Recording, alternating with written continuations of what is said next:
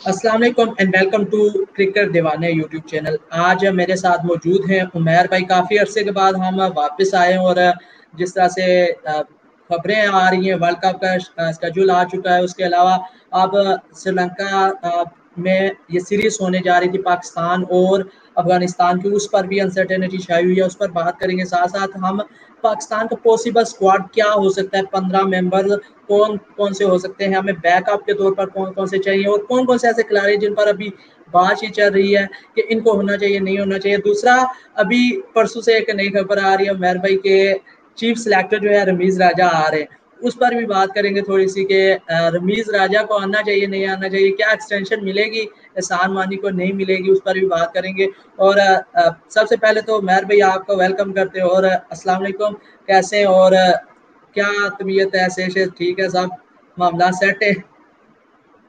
जी वालेकुम सलाम Adnan, really good to see you again. और बहुत अरसे बाद बिल्कुल सही कह रहे हैं कि हम लोग एज अ क्रिकेट दीवाने वापस आए हैं। और हमारे फैंस भी जो हैं वो कह रहे होंगे कि यार ये गायब भी हो गए हैं। बिल्कुल एक्चुअली थोड़ा सा समझना चाहिए, क्योंकि हम लोगों की भी अपनी पर्सनल लाइफ है और हर लाइफ ऐसी होती है कि कभी कोई ना कोई इंसान ऑक्यूपाइड हो जाता है, कोई एक सिम सही सीधी सिम में नहीं चल रही होती। हर इंसान की कोई कमिटमेंट्स होती हैं, लेकिन इंशाल्लाह अब इंश्योर अब इन फ्यूचर हम मेक श्योर करेंगे कि एटलीस्ट हम हफ्ते में एक या दो शो लाजमी करें। और जो क्योंकि अब आगे वर्ल्ड कप स्क्वाड जो सबसे इम्पोर्टेंट है उसको कवर अप करना है हमने।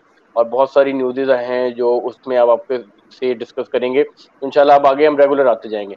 जहाँ तक बात अदनान की है, अदनान ने जो स्टार्ट किया है जो हमने टॉपिक, वो बिल्कुल बड़ा इंपॉर्टेंट टॉपिक है वर्ल्ड कप। क्योंकि अब आगे जितनी भी इस टाइम टीम्स हैं वो सिर्फ सारों का जो फोकस है वो वर्ल्ड T20 वर्ल्ड कप पे है। इवन के स्केड्यूल भी अनाउंस हो गया है। 24 अक्टूबर को गालिबन इंडिया और पाकिस्तान का टाकरा होने जा रहा है एक बार फिर। जी जी। पाकिस्तान के बाद एक बार फिर मौका है जो हमारा अभी तक स्कोर बिल्कुल जीरो है, कैसे कहते हैं, अपना अकाउंट ओपन करने का। और अगर आप देखें तो यही लड़के हैं बाबर आजम, शादाब खान, इन्हीं लोगों के उसमें हमने चैंपियन ट्रॉफी का फाइनल भारत को हराया है। तो इसमें मेरे ख्याल में हमें एक थोड़ा सा एज है कि क्योंकि मोमेंटम जो लास्ट ओवर से थोड़ा सा हमारे साथ है।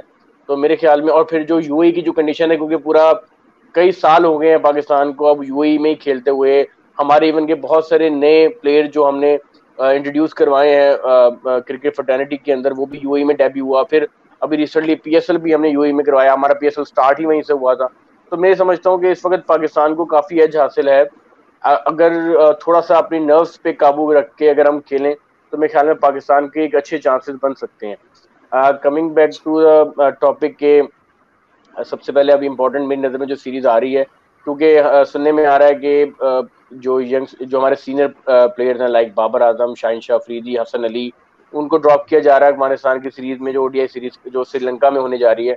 अभी तो थोड़े से, क्योंकि वहां पे अफगानिस्तान में एक चेंज ऑफ गवर्नमेंट हुई है, तो अभी तो उनका अपना बॉडी अनसर्टेन था कि वो क्या होगा, क्या मामला है। लेकिन एक अच्छी खबर ये आ रही है कि as per schedule, as per plan होगा। और सुनने में ये आ रहा है कि अफगानिस्तान की जो टीम है उनकी जो विश है, बल्कि टीम की विश यही है कि वो पाकिस्तान में आके यहाँ से अपना सफर का आगाज करें, पाकिस्तान बजरिए दुबई, फिर श्रीलंका होते हुए जाए। तो इंशाल्लाह बहुत आगे के कुछ दिनों में, एक दो दिन में बड़ी अच्छी न्यूज़ इसमें आएंगी, अपडेट्स में। इसमें तो उमैर भाई एक चीज़ मैं ऐड करना चाहूँगा। कल तक तो दिन तक काफ़ी अच्छी खबरें थी इस टूर के हवाले से, लेकिन कल शाम से बाद में फिर ये खबरें सामने आना शुरू हो गई कि श्रीलंका में जो है 10 दिन का जो लॉकडाउन लगने जा रहा है। तो लॉकडाउन अगर वहाँ पे हो जाता है तो फिर मामला काफ़ी ज़्यादा ख़राब हो जाएंगे, क्योंकि पता है जिन ममालिक में सबसे ज़्यादा सख्त ये कोविड के प्रोटोकॉल्स हैं वो श्रीलंका उनमें से टॉप श्रीलंका पर आता है। दुबई हो गया, श्रीलंका हो गया, ये उनमें टॉप में आते हैं। तो उस हवाले से भी आप काफ़ी बड़ी अनसर्टेनिटी छा गई है कि क्या टूर हो पाएगा नहीं। आज क्या बताया जा रहा था कि आज फाइनल हो जाएगा, लेकिन अभी तक फाइनल न्यूज़ नहीं आई। अलबत्ता कल पाकिस्तान ने वो अपने जो ट्रेनिंग के लिए कैंप लगाया था उसमें प्लेयर्स को बुलाया और आज उसका प्रैक्टिस मैच भी खेला गया, मैच भी हुआ पहला है। Practice match. तो बिल्कुल। उसमें जो पहली इनिंग्स हुई है उसके अब तक का जो स्कोर मेरे सामने आए हैं उस पर मैं आपको 143। बताता हूँ, फिर आपने उसमें थोड़ा सा एनालिसिस करना है। और जो जाहिर सी बात है फिर इन्हीं प्लेयर्स में से प्लेइंग 11 होगी, क्योंकि बाबर आजम भी नहीं होंगे, दूसरे हमारे रिजवान भी नहीं होंगे, तो विकेट कीपर भी हमने यहाँ से सरफराज हो सकते हैं या फिर इनमें से रोहेल नजीर या हारिस हो सकते हैं। क्योंकि अभी हमने देखा है जो पहली लिस्ट है जो 18 की, उसमें हमने देखा है कि हारिस को प्रमोट किया गया, जबकि जो बैकअप के तौर पर रखे गए प्रैक्टिस सेशंस में भी रुहेल को बैकअप के तौर पर रखा गया है हारिस का। तो यहाँ भी देखा गया कि जिस तरह से रुहेल को रेगुलर चांसेस मिलते रहे, लेकिन अब जो है अचानक जो हारिस हैं वो उनसे ऊपर हमें नजर आ रहे हैं। तो उस पर एक बार मैं आपको स्कोर बता देता हूँ। इमामुल हक ने बनाए 143 रन, 10 चौके लगाए उन्होंने, 5 छक्के, 132 गेंदें उन्होंने खेली हैं। उसके बाद फखर जमान यहाँ पर हमें नजर आए जिन्होंने 24 रन बनाए, और जीरो आगा सलमान ने, शादाब खान ने 51 बनाए, नॉट आउट रहे हैं। इन्होंने बॉल्स फेस किए हैं 70, जबकि नवाज जो है वो जीरो पे गए। उसके बाद खुशदिल शाह आए, उन्होंने 80 रन बनाए, 5 चौके, 5 छक्के और 53 बॉल्स इन्होंने फेस किए, जो कि मेरे ख्याल में हेल्थी स्ट्राइक रेट से। फिर मोहम्मद हारिस जिनकी हम बात कर रहे थे, उन्हें जो रोहेल नज़ीर की जगह जो है मेन प्लेयर्स में रखा गया जो 18 का, उसमें उन्होंने जीरो ही बनाए। और वसीम जूनियर, मोहम्मद वसीम जूनियर जो अभी हम फहीम अशरफ की जगह मेरे ख्याल में ये सोच रहे हैं उनका बैकअप, तो इन्होंने 18 रन बनाए, एक चौका लगाया, एक छक्का लगाया, जिससे हमने केपीएल में भी देखा काफी अच्छी फॉर्म में नजर आए। हारिस रऊफ जो है वो 1 रन बना सके। विकेट्स के कॉलम में अगर हम देखें तो 2 खिलाड़ियों को आउट किया मोहम्मद इलियास ने, और अहमद बशीर ने 2 खिलाड़ियों को आउट किया, और 1 खिलाड़ी मोहम्मद इमरान ने आउट किया। बाकी कोई भी जो है बॉलर विकेट है, यहाँ पर 1 विकेट इमरान रंधावा ने ली है। तो ये सीन रहा है इस प्रैक्टिस मैच में। तो आप क्या समझते हैं कि किस तरह की तैयारी हो रही है पाकिस्तान की मजीद 2 प्रैक्टिस मैचेस और भी खेलने हैं? अच्छा, जो अभी बिल्कुल आपने मेरी नज़रों से भी गुजरा था, ये अभी बिल्कुल लेटेस्ट जो डेवलपमेंट थी प्रैक्टिस सेशन की, उसमें नो डाउट एक दफ़ा फिर इमामुल हक ने अपना बताया कि वो एक अच्छा प्लेयर है, और वो एक जैसे कहते हैं कि सीरियस ओपनर है। अगर आप उनके स्टैट्स इंटरनेशनल लेवल पे भी देखें, अदनान तो बहुत कम उनके मैचेस खेल के उनकी बड़ी अच्छी उनके हंड्रेड्स भी हैं, और अच्छी एवरेज के साथ वो खेल रहे हैं। और सबसे बड़ी बात, ओपनर है, फास्ट बॉलर्स को भी अच्छा खेलते हैं, स्पिनर्स को भी अच्छा खेलते हैं। तो in absence of Babar Azam, मेरे ख्याल में इमामुल हक इज जो एक की रोल अदा करने जा रहे हैं, और जो इनिंग आज इन्होंने खेली ओबियसली उनको एक एतमाद होगा इससे। थोड़ा सा वरी पॉइंट नान ये होगा कि पीएसएल से फखर जमान जो है ना अपने ग्रुप में उस तरह से नजर नहीं आ रहे हैं, और थोड़ा सा उनको इंटरनेशनल में अगर आप देखा जाए तो T20 में तो खैर उनका अब एज ओपनर की स्लॉट भी चली गई है। उनके पास अब एक बड़ा, मुझे लगता है कि एक उनके पास बड़ा इंपॉर्टेंट टूर है अफगानिस्तान में, क्योंकि आप ये देखिए फखर अर्ली ऑन स्पिनर में थोड़ा स्ट्रगल करते हैं, खासतौर पे क्वालिटी स्पिनर्स पे स्ट्रगल करते हैं। इवन अफगानिस्तान पे अगर आप देखें कोई भी एक स्पिनर्स के अगेंस्ट कोई भी एक बहुत बड़ी इनिंग फखर की नहीं आई हुई, और वो कई दफा क्लीन बोल्ड भी हुए हैं जो उनके ओपनर्स स्पिनर्स हैं। तो हमें आज भी उनकी जो 24 रन नहीं बना सके हैं। तो मेरी नज़र में फखर जमान की जो एक फॉर्म है वो बड़ी इंपॉर्टेंट है पाकिस्तान के लिए, क्योंकि वो एक ऐसे प्लेयर हैं जो कि इम्पैक्टफुल प्लेयर हैं, और किसी भी वक्त अगर वो चलते हैं तो मैच अपने एंड पे कर सकते हैं। तो ये देखना पड़ेगा कि शजील खान और फखर जमान की किस तरह होगा। और जैसे कि अभी आपने बात की कि श्रीलंका के अंदर जो लॉकडाउन होने जा रहा है, अच्छा हमें थोड़ा सा ये भी डिस्कस करते हैं साथ में, अदनान के जो पीसीबी चेयरमैन अब चेंज होने जा रहे हैं, क्योंकि मैं भी देख रहा था कि कल एहसान मानी की मीटिंग है इमरान खान से, और उन आगे की फेट, अच्छा आगे का फेट उस पे भी जो है बात करते हैं डिसाइड पहले होगा। उस पे ही बात करते हैं, पहले इस टॉपिक को कवर कर लें थोड़ा सा। जो हम बात कर रहे हैं इस प्रैक्टिस मैच की, खुशदिल शाह जो है हमें काफ़ी अरसे से जो है डोमेस्टिक में काफ़ी अच्छे फॉर्म में नज़र आते हैं, पीएसएल में वो काफ़ी अच्छी फॉर्म में नज़र आते हैं। जब पाकिस्तान टीम में उन्हें खिलाया जाता है, तो आप क्या समझते हैं कि खुशदिल शाह को उतने चांसेस मिले हैं जितने के हम देखते हैं बाकी प्लेयर्स को मिले हों चांसेस, और खुशदिल शाह को भी उतने मिले हों पाकिस्तान क्रिकेट की जो नेशनल टीम है उसमें, कि हम कह सकेंगे जी खुशदिल शाह एक फेल प्लेयर है इंटरनेशनल अरीना में? आप क्या समझते हैं इस पे? अदनान फेल प्लेयर तो कोई नहीं होता, लेकिन आप ये देखेंगे जितने चांसेस हमने आसिफ अली को दिए थे, उससे आधे चांसेस भी खुशदिल को नहीं दिए गए, जो कि एक अनफेयर है उस लड़के के लिए जो कि पोजेस करता है। इसीलिए मैंने कहा है कि कुछ लोग कह रहे हैं ना कि खुशदिल फेल हो चुका है, तो इसलिए मैंने ये लफ्ज इस्तेमाल किया कि आपकी नज़र में भी क्या ये वाकई फेल है कि हम आसिफ को इतने मैचेस देते हैं, दूसरे प्लेयर्स को इतने मैचेस देते हैं, और जो प्लेयर एक डोमेस्टिक में आपको अच्छी तरह से परफॉर्मेंस दे रहा है, और हमारा कैप्टन भी एक इंटरव्यू में कहता है कि हमारा मुस्तकबिल और हमारे फिनिशर के तौर पर हम खुशदिल शाह को देखने, तो उसके बाद मेरे ख्याल में 1 या 2 मैचेस खुशदिल शाह खेलते हैं और उसके बाद टीम से जो है बाहर हो जाते हैं। अब खबरें सामने आ रही है कि खुशदिल शाह को जो है वनडे सीरीज में चांस दिया जाएगा।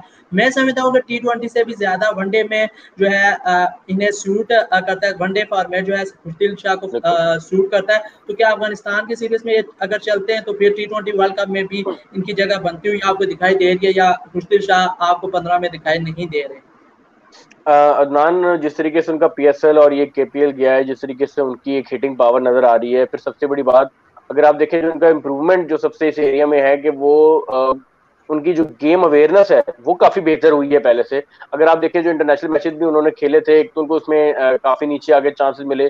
ऑब्वियसली एक इंटरनेशनल का अदनान प्रेशर अलग होता है। ये बात खैर मानने वाली है कि इंटरनेशनल पे ना सिर्फ अच्छे बॉलर्स का सामना होता है, डिफरेंट टाइप्स ऑफ पिचेस और डिफरेंट टाइप्स ऑफ कंडीशन, वो बड़ा इंपॉर्टेंट होता है।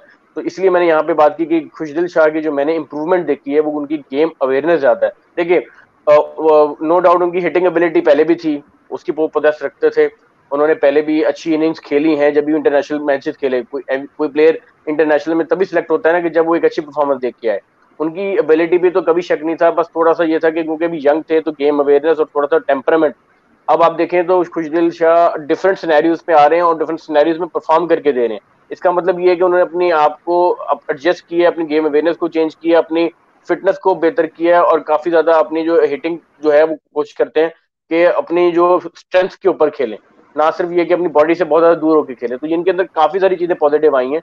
और आप अभी अभी भी आपने जैसे कि बताया कि बहुत अच्छे स्ट्राइक रेट के हेल्दी स्ट्राइक रेट के साथ इन दी एंड आके उन्होंने 80 रन का स्कोर अभी प्रैक्टिस मैच में किया है।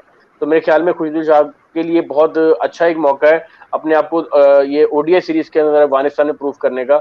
तो खुशदिल शाह मेरे ख्याल में एक अच्छा प्रोस्पेक्ट है और उनको फेल कहना तो मेरे ख्याल में एक बहुत बड़ी ज्यादती होगी कि वो भी उस लड़के के लिए जो कंटिन्यूसली परफॉर्म कर रहा है और जिसको बहुत कम मौके मिले हैं अभी तक इंटरनेशनल लेवल पे। हम लोग एज अ कॉम थोड़ा जज्बाती हैं।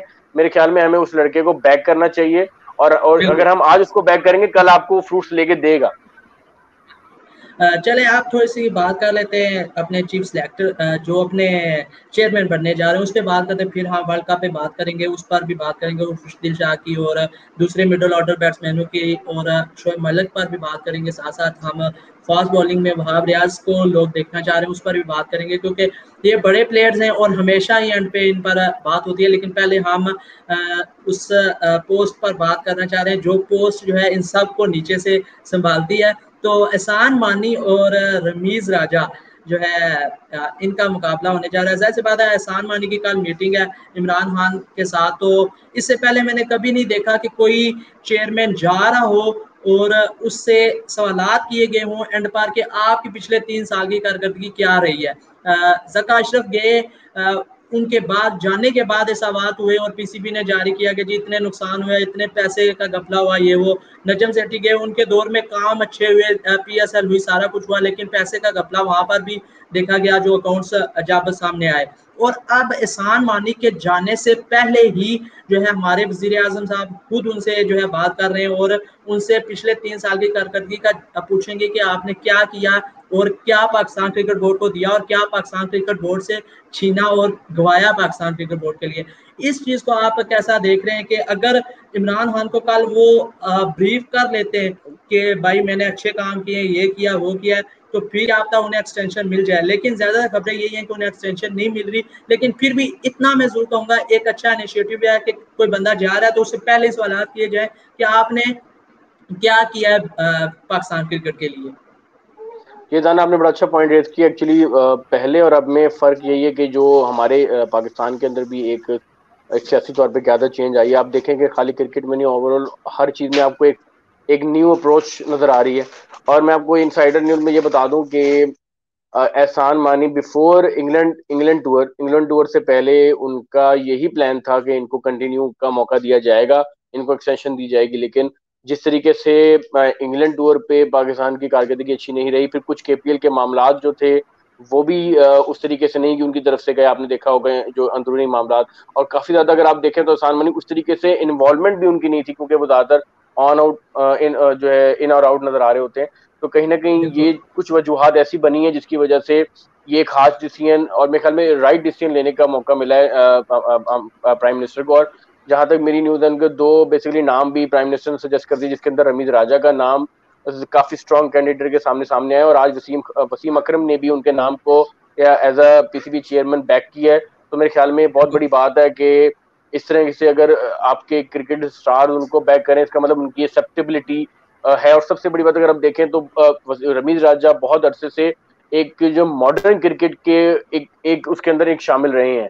अब कहीं ना कहीं पाकिस्तान को भी क्रिकेट के अंदर भी मॉडर्न चीजें अपनानी पड़ेंगी, मॉडर्न तरीके और मॉडर्न अप्रोचेस अपनानी पड़ेंगी। तो मेरे ख्याल में मैं भी समझता हूँ कि रमीज राजा एक बहुत सूटेड एक उसके लिए पॉसिबल हो सकते हैं।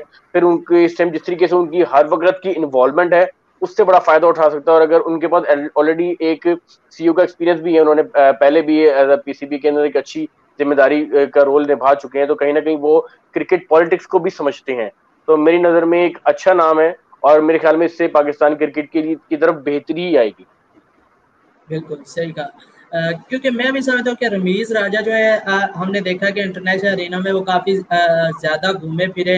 जिस तरह से आईपीएल होती रही तो वो बार बार कहते रहे कि हमें भी अपनी एक लीग शुरू करनी चाहिए। पीएसएल शुरू की तो हमें प्लेयर्स और मजीद मिलना शुरू हुए, और हमारा भी एक जो है देखें पीएसएल के बाद ही हमारे मुल्क में जो है क्रिकेट वापस आई है। पीएसएल की वजह से हम कह सकते हैं कि क्रिकेट इंटरनेशनल क्रिकेट वापस आई है। तो अभी न्यूजीलैंड भी आ रही है, और फिर इंग्लैंड की भी टीम आएगी। सिक्योरिटी वफद उनका आया हुआ है। उम्मीद है कि अच्छे मामलात होंगे, क्योंकि उस तरह के सिक्योरिटी रीजन अब उनके पास भी कुछ ऐसा है नहीं है कि कहें कि जी सिक्योरिटी ठीक नहीं है, तो दौरे तो वो होंगे ही होंगे। अब ज़ाहिर सी बात है न्यूजीलैंड टूर में हम अपनी टीम तो अनाउंस कर चुके होंगे उससे पहले, क्योंकि डेडलाइन जो है उससे पहले हम स्क्वाड जो है अनाउंस कर चुके होंगे T20 वर्ल्ड कप के लिए। तो आपके ख्याल में T20 वर्ल्ड कप के लिए जो हम देख रहे हैं कि शोएब मलिक सबसे बड़ा नाम है जिस पर लोग रोज जो है बात करते हैं, रोज बात करते हैं। कोई और दूसरा नाम नहीं मिल रहा इस वक्त कि जिसे कहें जी उसे वापस ले, इसे बाहर निकाल दें। तो क्योंकि मिडिल ऑर्डर में मसाइल ही ऐसे चाह रहे हैं। हमने कितने को ट्राई किया, दानिश अजीज को ट्राई किया, मुश्तिल शाह को ट्राई किया, हुसैन तलत को ट्राई किया, इसके अलावा इफ्तिखार अहमद को ट्राई किया। ये वो नाम है जो हमें डोमेस्टिक में अच्छी तरह परफॉर्मेंस दे चुके हैं, लेकिन हमें उस तरह से इनसे डिजायर रिजल्ट्स नहीं मिले। आसिफ अली सबसे बड़ा नाम है जिसे मैं पहले 4 में भूल गया, तो सबसे बड़ा जो है वो है जिसको सबसे ज्यादा चांसेस मिले। तो इन 5 को अगर देखें तो वहां शोएब मलिक फिर आते हैं 6ठे नंबर पर, जिन्हें हम चांस नहीं दे रहे। और मुझे ऐसा लग रहा है अभी बाबर और मिसबाह हक भी फेवर में है कि जी शोएब मलिक को वापस लाया जाए। एक सीनियर प्लेयर की जरूरत है। मिडिल ऑर्डर में हम फ्लॉप हो रहे हैं लगातार, और कुछ लोग ये भी कह रहे हैं कि जी इंग्लैंड को देखें, वो यंग प्लेयर्स को आजमा रहे हैं, वो न्यूजीलैंड है वो टेलर को बाहर निकाल रही है। तो मैं उनको ये कहता था यार उनके पास ऑप्शन है कि वो उन्हें ट्राई करें और फिर उन्हें खिलाएं, आगे चांस दें। लेकिन इंग्लैंड ने भी जैसे प्लेयर्स को रेस्ट दिया, लिविंगस्टोन को खिलाया, दूसरे को खिलाया, तीसरे को खिलाया, सब ने परफॉर्म किया। हमने भी ट्राई जरूर किया है। अगर हम कहते हैं ना हमने मुश्तिल को चांस नहीं दिया, दूसरे को चांस नहीं दिया और डायरेक्ट शोएब मलिक के साथ जाते, तो फिर मैं कहता कि चीफ सेलेक्टर की गलती है या बोर्ड की गलती है कि आपने यंगस्टर्स को ट्राई नहीं किया। अब हम सबको ट्राई कर चुके हैं, नहीं चले, तो अब भी क्या शोएब मलिक को वापस लाना चाहिए या नहीं लाना चाहिए? बिल्कुल, आपने बड़ी डिटेल में एनालिसिस किया है, और उसमें मैं ये ऐड करूंगा, अगर आपने एक स्टैट्स आया रिसेंटली, बड़े मजे का स्टैट्स है, शायद आपकी नजर से गुजरा होगा अदनान, कि उन्होंने कहा कि 2000 लास्ट जो वर्ल्ड कप था उसके बाद से आज अभी तक जो एंड पे जो फिनिशर है उनमें से अभी सबसे ज्यादा किसने स्कोर किया है। तो आपको बड़े मजे की आपको स्टैट्स में होगा कि उसमें शोएब मलिक ने सबसे ज्यादा रन किए हैं, और सेकंड नंबर पे विराट कोहली ने रन किए हैं, क्योंकि विराट कोहली ओबियसली उनके ऊपर के इतने तगड़े प्लेयर हैं, वो एंड में आके वो कई दफा फिनिशिंग का रोल भी अदा करते हैं।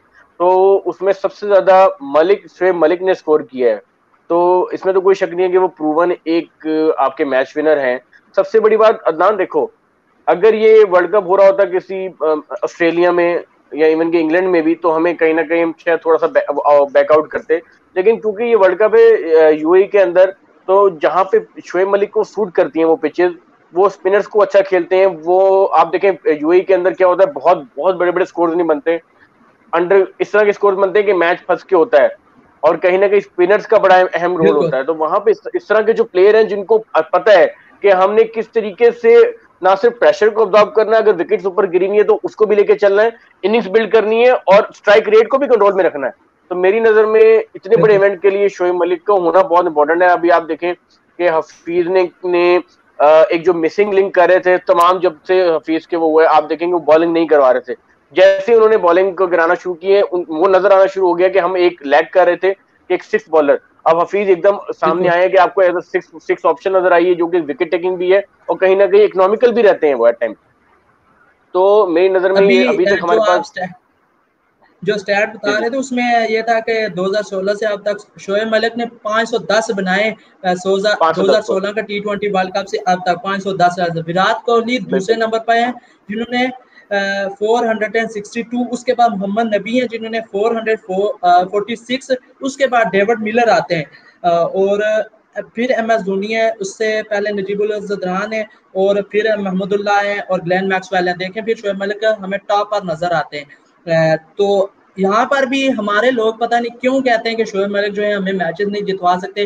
कल मैं एक और स्टैट भी देख रहा था जिसमें हमने मेरे ख्याल में 35 या 37 सक्सेसफुल चेजेस किए हैं, जिसमें से 27 में मलिक ने बैटिंग की है और उसमें से 18 में जो है मेरे ख्याल में वो नॉट आउट गया है सक्सेसफुल रन चेज में। तो हम देख लें कि वो कितना पाकिस्तान क्रिकेट की जो एक रन चेज में वो कितना सक्सेसफुल रहा और पाकिस्तान को मैचेस फिनिश करा के गया है। अभी थोड़ी देर पहले मैं एक और स्टैट देख रहा था जिसमें जो T20 वर्ल्ड कप में पाकिस्तान के लिए सबसे ज्यादा रन स्कोरर में, जिसमें कहते हैं कि शोएब मलिक जो है फ्लॉप प्लेयर है और ये वर्ल्ड कप हिस्ट्री में T20 वर्ल्ड कप हिस्ट्री में ये हमारे फ्लॉप प्लेयर्स में आते हैं, मोहम्मद हफीज और शोएब मलिक।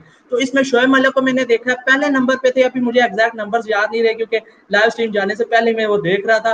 तो वो टॉप पे थे शोएब मलिक, दूसरे पे या तीसरे पे थे मेरे ख्याल में उमर अकमल और चौथे पे थे शायद हफीज। तो ये कुछ हिसाब था, यानी कि टॉप 5 में हफीज और मलिक आते जो टॉप रन स्कोरर है पाकिस्तान के T20 वर्ल्ड कप हिस्ट्री में। तो लोग कहते हैं कि ये हमेशा ही फ्लॉप रहे। तो अगर ये फ्लॉप रहे हैं तो इतने वर्ल्ड कप हो चुके 2007 से अब तक, तो बाकी प्लेयर्स ने फिर क्या किया, वो किधर गए? उनके रिकॉर्ड तो इनसे फिर अच्छे होने चाहिए थे। अगर वो इनसे अच्छे थे तो ये कहीं ना कहीं अच्छे थे तो खेलते रहे ना, अभी तक खेल रहे हैं। अच्छा, एक इनके खेलने के लिए आप अदनान, आप ये भी देखो कि सबसे बड़ी बात क्या है कि शोएब मलिक पाकिस्तान के बहुत कम वो क्रिकेटर्स हैं जिसमें से one of the fittest player हैं वो। अब आप देखें अभी भी आप ये देखें कि वो अपने आप को छुपाते नहीं है फील्ड में, वो हमेशा मुश्किल जगह पे फील्ड करते हैं और रनिंग कैचेस भी लेते हैं और बहुत अच्छी टेक्निक के साथ, और ग्राउंड फील्डिंग भी उनकी बहुत बेहतर है। अपनी अगर एज के हिसाब से देखें तो अभी भी वो यंगस्टर्स को टक्कर देते हुए नजर आते हैं, और यही वजह है उनकी कामयाबी की कि अभी तक वो एक बड़ी लीग में बड़ा नाम समझा जाते हैं। और आप वेस्ट इंडीज की एग्जांपल ले लें अदनान, आप देखेंगे पूरा साल वो बड़े प्लेयर्स के बिना खेलते हैं, लेकिन जैसे ही वर्ल्ड कप आता है वो अपने तमाम एक्सपीरियंस को इकट्ठा करते हैं, क्योंकि उनको पता है कि वर्ल्ड कप एक बड़ा इवेंट है और वहां एक्सपीरियंस ने काम आना है। अब आप देखें, नो डाउट ठीक है हमारे पास अच्छे प्लेयर्स हैं, आजम खान जैसे प्लेयर्स हैं, नो डाउट वो फ्यूचर है, लेकिन उनको टाइम लगेगा। अभी हमें ये बात समझना चाहिए कि हम एक या दो मैचेस के बेस पे एक लड़के को हम इतने बड़े इवेंट पे उसकी जिम्मेदारी नहीं सौंप सकते। मेरे ख्याल में उसके लिए भी ज्यादती होगी। तो हमें शोएब मलिक के एक्सपीरियंस को आजमाने में कोई उभाम नहीं होना चाहिए, जबकि वो वाकई हमें आप स्टैट्स भी उनके बता रहे हैं, उनकी फिटनेस बता रही है, उनकी करंट फॉर्म बता रही है, तो व्हाई नॉट हम अगर उनको ना यूज करें तो ये बेवकूफी होगी मेरी नजर में। बिल्कुल, मैं हमेशा ये कहता हूँ कि देखिए सिर्फ यंगस्टर के साथ नहीं जा सकते, यंगस्टर्स के हक में है, मैं भी यंगस्टर्स के हक में हूँ, लेकिन एक ही बार सारे यंगस्टर्स को प्लेइंग 11 में शामिल नहीं किया जाता। एक्सपीरियंस के साथ साथ फिर उन्हें लेके चला जाता है और फिर उन्हें भी एक्सपीरियंस दिया जाता है, ताकि वो फिर आगे चल के उन्हें वो महसूस ना हो कि वो एकदम आए और उनके साथ कोई एक्सपीरियंस वाला प्लेयर नहीं है, उसे समझाने वाला प्लेयर नहीं है। देख लें आप कितनी लीग्स होती हैं जहाँ पे शोएब मलिक के साथ जो भी प्लेयर खेलता है वो अच्छी पार्टनरशिप करता है, अच्छे रन करता है। हैदर अली को देख लें, इस तरह शोएब मलिक और अभी मजीद जिस भी प्लेयर्स के साथ खेलते हैं, अभी जो KPL हुआ है यहाँ पे मीरपुर रॉयल्स में खेलते रहे, तो इसमें भी खुशदिल शाह जो है जिन्हें कहते हैं कि जी वो उस तरह से रन नहीं करते, तो शोएब मलिक के साथ जिस भी मैच में उनका जो है पार्टनरशिप लगी, दोनों इकट्ठे बैटिंग करने के लिए जुड़े, तो दोनों ने अच्छे रन किए और मीरपुर रॉयल्स के लिए अच्छे स्कोर किए पार्टनरशिप्स की। तो ये भी एक जरूरी है कि जरूरी नहीं कि शोएब मलिक आए और मारना दारना शुरू कर दे। मेन चीज ये है कि वो दूसरे प्लेयर को भी साथ लेकर चलता है और उसे भी खिलाता है कि किस तरह से खेलना है, किस तरह से नहीं खेलना। मजीद आपको बता दें वहाब रियाज पर भी बात करते हैं कि वहाब रियाज को चांस मिलेगा या नहीं। वहाब रियाज का चांस अब वो हारिस रऊफ के ज्यादा पिटने की वजह से भी ज्यादा हाईलाइटेड हुए हैं, क्योंकि अगर आप देखें कि वहाब रियाज नो डाउट एक अच्छी उनके पास एक स्ट्रेंथ है खासतौर पर रिवर्स स्विंग पे, लेकिन कहीं ना कहीं इशू यही होता है कि वहाब रियाज का कि वो एट टाइम्स जो है ना वो थोड़े से रन ज्यादा लीक कर देते हैं, जिसकी वजह से एट टाइम्स वो काफी ज्यादा एक्सपेंसिव हो जाते हैं। लेकिन अगर आप देखें उनका, क्योंकि पीएसएल भी वहां पे हुआ कितनी और इस वक्त पीएसएल के जो टॉप विकेट टेकर में वहाब रियाज का नाम है, तो इसका मतलब ये कि उनको पीएसएल में उन कंडीशंस का, यूई कंडीशंस का पता है किस तरीके से बॉल करनी है, फिर वो एक डाउन दी ऑर्डर अच्छी हिटिंग भी कर लेते हैं। क्योंकि अब आपको पता T20 में जब तक डाउन दी ऑर्डर हिटिंग आपके पास ना हो, 11 खिलाड़ी आपके बैट ना करते हो, आप हमेशा वो टीम ज्यादा स्ट्रांग है, इंग्लैंड या वेस्ट इंडीज की उतनी ज्यादा स्ट्रांग है क्योंकि वो कोई से भी टारगेट चेस करना पसंद करते हैं, क्योंकि उनकी डाउन डाउन दी ऑर्डर तक आखिरी बैट्समैन बॉलर तक जो है मारने की सलाहियत रखते हैं। तो मैं समझता हूँ वहाब रियाज के पास भी एक अच्छा एक्सपीरियंस है, क्योंकि वो रिवर्स स्विंग करते हैं, फिर वो यूएई के अंदर कंडीशंस को काफी अच्छा जज करते हैं, जैसे कि मैंने पहले बताया कि वो टॉप विकेट टेकर है पीएसएल के, जो कि ज्यादातर यूएई में हुआ है। तो मेरे ख्याल में वहाब रियाज को एज अ बैकअप जरूर लेके जाना चाहिए, अगर जैसे, क्योंकि ओबियसली अब हारिस रऊफ को उन्होंने काफी चांस दिए हैं, लेकिन कहीं ना कहीं वो थोड़ा सा अभी उस चीजों में उनको ज्यादा लर्न करना है। तो स्टिल हम इतने बड़े इवेंट्स पे हम रिस्क नहीं ले सकते, हमें कहीं ना कहीं थोड़ा सा, जैसे आपने पहले बात की कि हमें यंगस्टर्स, जैसे शाहिन शाह अफरीदी यंगस्टर हैं, ठीक है, उनके साथ वहाब रियाज या कोई एक एक्सपीरियंस को रखना पड़ेगा। अगर आप मौका फर्ज में नहीं भी देते तो एटलीस्ट बेंच में जरूर मौजूद होना चाहिए, ताकि वो अपने एक्सपीरियंस का यंगस्टर्स को फायदा दे सकें। आवाज नहीं आ रही था। बिल्कुल वो म्यूट था। ये है कि अगर आप वहाब रियाज को लाते हैं तो यहाँ पर बॉलिंग में भी आपके पास हसन अली हैं, चले वो चैंपियंस ट्रॉफी खेलें, वर्ल्ड कप खेलें, लेकिन अभी हम कहें कि वो बिल्कुल शाहीन को या हारिस रऊफ को, हसनैन को, इनको साथ लेकर चले प्लेइंग 11 में, और मैच सिचुएशन बड़े मैच में जैसा वर्ल्ड कप में प्रेशर होता है तो वो उन सब को समझाएं और साथ लेकर चलें। वो एक्सपीरियंस उनके पास भी नहीं है जितना कि वहाब के पास है। और अगर हम कहें कि वहाब रियाज को वापस लाएं तो वहाब रियाज की सिलेक्शन अगर हम लाएं तो कोई गलत भी नहीं होगी, क्योंकि आपने जिस तरह से बताया पीएसएल में उनकी परफॉर्मेंस रही, यूएई में परफॉर्मेंस देते रहे, अभी हालिया पीएसएल में भी वो अच्छी फॉर्म में नजर आए। हाईएस्ट विकेट टेकर में शायद मेरे ख्याल में दूसरे नंबर पे थे, पहले पे दानी थे, दूसरे पे ये थे, तो इसमें हंड्रेड भी में भी ठीक रहे। जो दी हाँ, 100 में भी इन्होंने किया लास्ट में परफॉर्मेंस, बिल्कुल। वो भी अच्छी परफॉर्मेंस गई है उनकी। एक मैच खेला उसमें 4 खिलाड़ी को उठ गया, चार अभी आउट की। जा रहे हैं उधर सीपीएल जा रहे हैं, तो उम्मीद है वहां पे परफॉर्म करेंगे। मुझे ऐसा लगता है कि वहाब रियाज को लाजमी शामिल करना चाहिए, क्योंकि आपको एक्सपीरियंस एक बॉलर चाहिए बड़े मैच में, आपको इस तरह का एक बॉलर साथ लाजमी चाहिए होता है। ये नहीं कि हम कहें कि दूसरे बुरे बॉलर हैं, हारिस हो गए, स्नैन हो गए या कोई दूसरा, लेकिन एक्सपीरियंस के लिए मैं चाहता हूँ कि वहाब रियाज को जो है वो टीम में शामिल करना चाहिए। बाकी एक और जगह रह गया जिसमें मैं बात करना चाहूँ, मोहम्मद रिजवान तो पक्के, बाकी रिजवान है कि बैकअप के तौर पर आप किसको देखना चाह रहे हैं? सरफराज अहमद को स्क्वाड में देखना चाह रहे हैं या फिर आप आजम खान के साथ ही जाएंगे कि आजम खान चलें, रख लेते हैं, बैकअप के तौर पर रहेंगे? क्योंकि अगर हम सरफराज को रखें तो फिर सारे एक जैसे ऑप्शन हो जाते हैं हमारे पास, ऊपर रिजवान हो, बाबर हो, नीचे फिर हैदर हो या जो भी हो, मलिक हो जाए या हफीज हो जाए। तो अगर हम अल्लाह ना करे रिजवान न कहीं उन्हें इंजरी होती है या कुछ सीन होता है तो फिर हमें सरफराज को खिलाना पड़े, तो वो फिर मिडिल ऑर्डर में सारे ऐसे प्लेयर हैं कि जो हमें आके ही मैच जितवा नहीं सकते, थोड़ा सा टाइम लेते हैं। तो आजम मेरे ख्याल में बेस्ट चॉइस रहेगा, सीपीएल उनके लिए मेरे ख्याल में क्रूशियल रहेगा वर्ल्ड कप की सिलेक्शन के लिए। अदनान देखो, आपकी बात सही है, मैं भी समझता हूँ कि आजम के पास पावर हिटिंग है, तो ऑब्वियसली आजम को बैकअप तौर पे रखा जाए। लेकिन उसके लिए आप देखो कि कहीं ना कहीं मैनेजमेंट को उन पर ट्रस्ट दिखाना पड़ेगा, उनको किसी मैचेस में रिजवान को फील्डिंग करवा के उनसे कीपिंग करवानी पड़ेगी क्योंकि देखिए रिफ्लेक्सेस बड़े इंपॉर्टेंट होते हैं। जब आप बड़े मैचेस खेल रहे होते हैं, एक रन आउट, एक स्टंप बहुत इंपॉर्टेंट हो जाता है पूरे मैच की सिनेरियो में। और आजम का क्योंकि बिल्कुल। फिटनेस का इश्यू होता है, तो हमें उनको एज अ बैकअप अभी से कंसीडर करने से बेहतर पहले उनकी जो, अगर हम एज अ विकेट कीपर उनको बैकअप ले रहे हैं, तो पहले उनको विकेट कीपर करवाएं तो सही उनको कुछ। अब जैसे इनके पास एक अच्छा मौका आ रहा है, अगर ये ओडीआई सीरीज अफगानिस्तान की है, तो उनको पूरे ओडीआई सीरीज के अंदर उनको रिजवान भी नहीं जा रहे, तो एज अ बैकअप पे आजम को ट्राई करके देखते हैं कि वो किस तरीके से परफॉर्म करते हैं। उसमें अगर आप अगर वो परफॉर्म कर जाते हैं तो नो डाउट मेरे ख्याल में आजम खान एक बेटर चॉइस है, लेकिन स्टिल वही वाली बात है कि उन्होंने अभी तक इंटरनेशनल लेवल पे उसकी परफॉर्मेंसेस नहीं दी हुई। तो आई डोंट थिंक सो कि मुझे नजर नहीं आता कि सरफराज को, क्योंकि आप बहुत अरसे से कैरी कर रहे हैं और इतने बड़े टूर्नामेंट में आप सरफराज को छोड़ दें, मुझे ये नजर नहीं आता। मुझे लगता है कि वो चले सरफराज के साथ ही जाएंगे। तो हैदर अली क्योंकि हम ये नहीं कह सकते कि उन्हें ड्रॉप किया गया था, उन्हें इसलिए निकाला गया था पीएसएल में कोविड प्रोटोकॉल्स की खिलाफ वर्जी की, फिर इंग्लैंड में नहीं गए, वेस्ट इंडीज भी नहीं गए, अभी सीपीएल जा रहे हैं, इससे पहले केपीएल में खेले, एक दो इनिंग्स मेरे ख्याल में उन्हें काफी अच्छी खेली है केपीएल में। तो क्या समझते हैं कि हैदर अली दोबारा 15 में आ जाएंगे या उनके लिए 15 में जगह बनाना मुश्किल है अब? अदनान, जहाँ तक मेरा सवाल है, नो डाउट हैदर अली में बहुत पोटेंशियल है, बल्कि जब वो आए थे, जैसे मैंने पहले कहा, हम बहुत जल्दी कंक्लूजन पे जंप कर देते हैं। हमने उनको बाबर आजम से भी अच्छा प्लेयर हमने उनको करार दे दिया था, लेकिन ओबियसली बिल्कुल एक नया लड़का है, उसको टाइम लगता है उसको। तो मैं वही बात कह रहा हूँ, देखो अदनान, एक होता है टैलेंट, एक होती है गेम अवेयरनेस।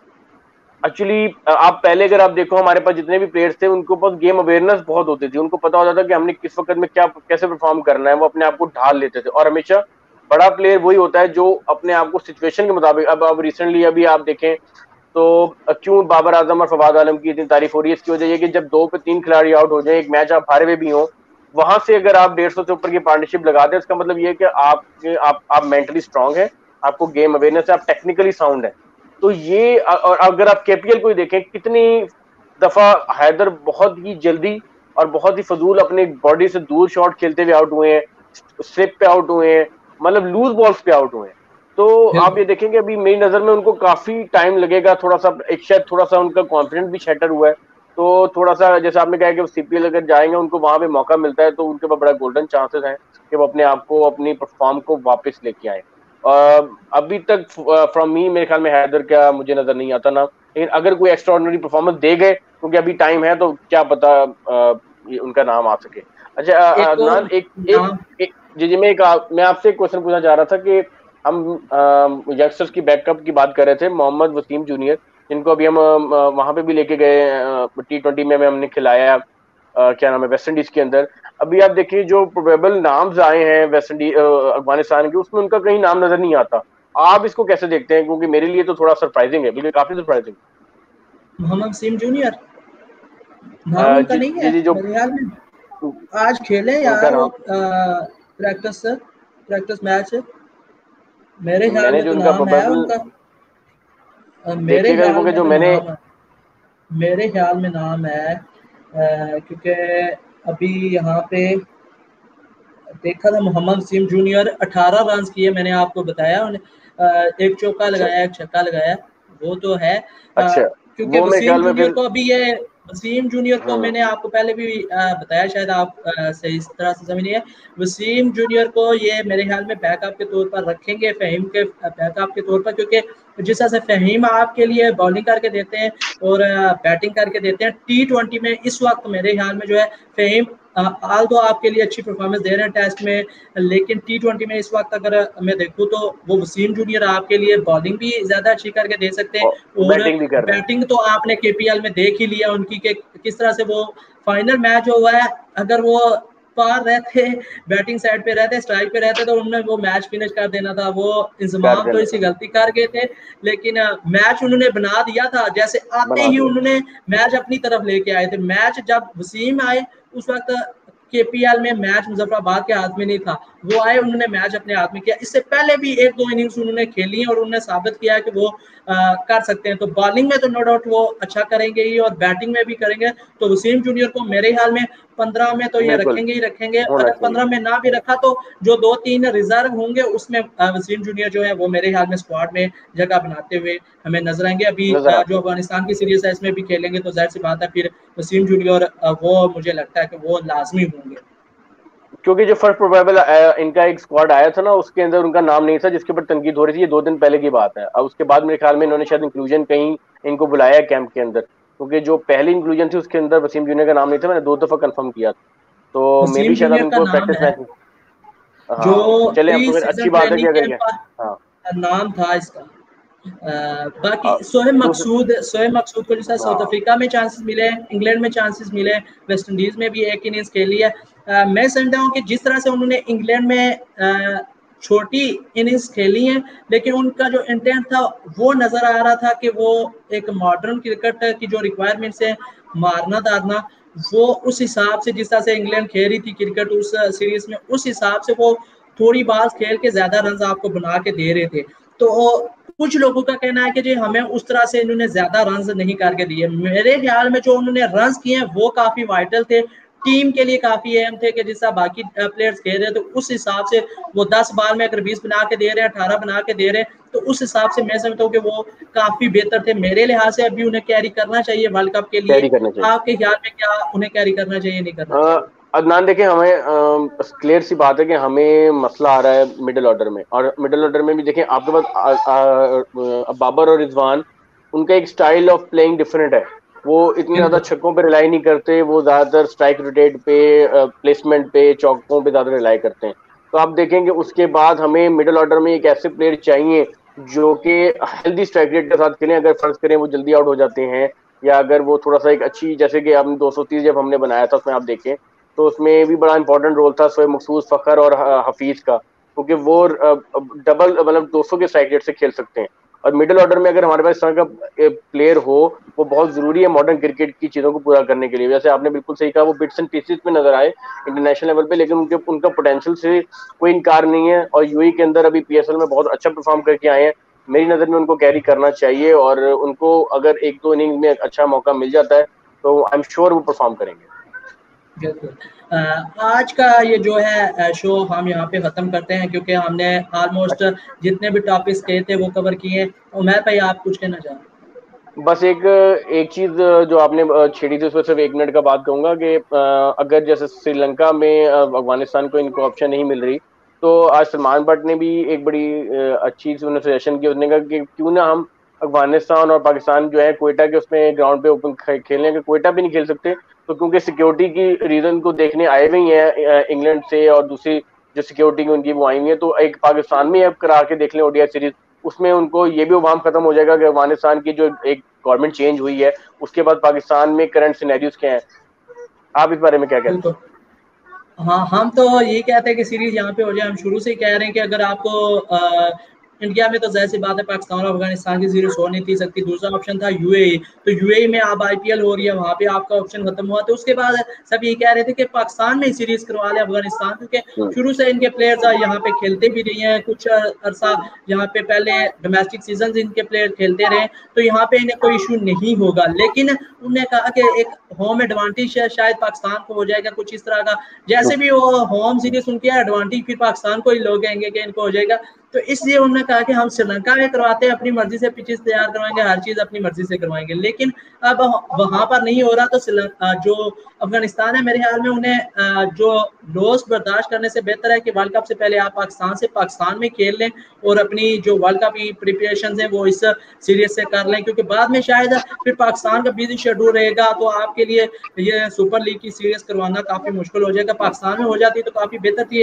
अभी कल तक तो मेरे ख्याल में इसकी कंफर्मेशन भी मिल जाएगी। उम्मीद करते हैं कि अच्छी जो है खबरें इस हवाले से सामने आए। अभी जो इंग्लैंड और न्यूजीलैंड की जो सिक्योरिटी टीम है वो भी पाकिस्तान आई हुई है। उम्मीद करते हैं कि वो भी अच्छे जो है रिजल्ट्स देंगी अपने बोर्ड्स को। अभी न्यूजीलैंड बोर्ड के जो ऑफिसर है उन्होंने भी कहा था कि हमारी तरफ से हाँ है, अब सिर्फ जो हमारी सिक्योरिटी टीम गई हुई है उनके जो अल्फाज हैं वो खत्मी होंगे, हाँ या ना में उनका जवाब होगा। अगर वो हाँ कहते तो हम आएंगे, अगर कहते ना तो फिर नहीं आएंगे, फाइनल वही करेंगे।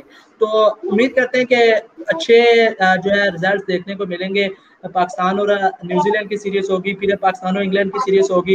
जिस तरह से पाकिस्तान ने कोविड में इंग्लैंड की सपोर्ट किया है, न्यूजीलैंड टूर किया था, तो उन्हें भी जो है यहाँ पर आना चाहिए। कुछ अगर अफगानिस्तान में मामला थे तो अफगानिस्तान में सब कुछ एक मैं समझता हूँ कि सही तरीके से चल रहा है। अभी एक उनकी जो अफगान प्रीमियर लीग होती है पाकिस्तान, वो भी होने जा रही है, उसमें उन्होंने मजीद 2 टीम्स ऐड कर दी हैं। आज उन्होंने नए चेयरमैन का भी इंतखाब किया है क्रिकेट बोर्ड का, तो वहां पर मामला अगर सही है तो आप एक दूसरी कंट्री को लेकर पाकिस्तान में टूर ना करें, ये बड़ी अजीब सी बात है। अगर 2009 में पाकिस्तान में अटैक हुए थे श्रीलंकन टीम पे, तो आपने ये क्यों नहीं कहा कि हम बांग्लादेश में नहीं जाएंगे, हम इंडिया में नहीं जाएंगे? उस वक्त आपने क्यों नहीं कहा कि नाइबरिंग कंट्री में जनाब सिक्योरिटी खदशात है तो हम दूसरी कंट्री में नहीं जाएंगे? तो क्या जब बांग्लादेश में न्यूजीलैंड में बांग्लादेश प्लेयर्स और मॉस्क में हमला हुआ था, तो उस वक्त क्या पाकिस्तान ने ये कहा था कि उस मस्जिद में हमला हुआ और हम न्यूजीलैंड नहीं जाएंगे? उस वक्त पाकिस्तान ने टीम भेजी थी, शायद अंडर-19 की थी या जो भी थी, एक टीम पाकिस्तान की वहां पर उस दौरान गई थी। तो न्यूजीलैंड को भी ये सोचना चाहिए। आईसीसी चैंपियंस ट्रॉफी में आपको याद होगा लंदन अटैक्स हुए थे 2017 की चैंपियंस ट्रॉफी के दौरान, तो उस वक्त लोगों ने कहा था कि ये जो है लाइफ का पार्ट है, अटैक्स होना लाइफ का पार्ट है, तो हम उससे क्रिकेट को रोक नहीं सकते। तो पाकिस्तान में फिर क्यों रोकते हैं? ये दोहरा मायार जो है ना, ये दुनिया का हमें नजर आता है और आता रहेगा। लेकिन अब उम्मीद करते हैं कि ये सीरीज होगी, और इसी के साथ हम दुआ के साथ जो है इस शो का इख्तिताम करते हैं कि अल्लाह पाकिस्तान के लिए मजीद कामयाबियां पाकिस्तान टीम के लिए भी लाए, और पाकिस्तान में जो इंटरनेशनल क्रिकेट की वापसी हो रही है उसको जो है आसानी से करवाए और तमाम चीज़ें अच्छे से गुजरे। उम्मीद करता हूँ कि आपको ये शो आज का पसंद आया होगा। उमैर भाई आपका बहुत बहुत शुक्रिया, आप शो में आए और जो सेशन हुआ हमारा 40 मिनट का, इसमें बहुत ज़बरदस्त क्रिकेट की जो बातें हुई हैं, वर्ल्ड कप के स्क्वाड के बारे से बातें हुई हैं। उम्मीद करते हैं कि आप लोगों को भी जो है पसंद आया होगा। आपने 15 लोगों का जो है स्क्वाड है पाकिस्तान टीम का, वो नीचे कमेंट बॉक्स में ज़रूर बताना है, वीडियो को लाइक करना और दोस्तों के साथ शेयर भी ज़रूर करना है। और इसी के साथ हम इख्तिताम करते हैं। अल्लाह हाफिज़। Thank you so much. Allah Hafiz.